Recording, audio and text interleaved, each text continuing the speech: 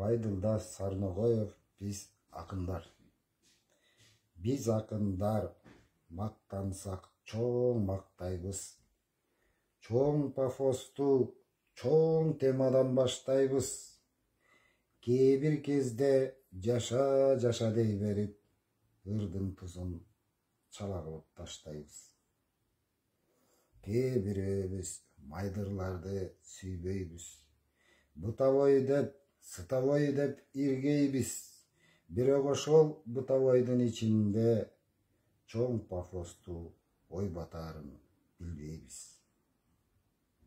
Жаз космосту жазгын мекен жөнүндө, же шыпыргы, же чай кашык жөнүндө, ошол пафос, ошол чоңыр, ошол ой окуганда уюп калса көңүлгө.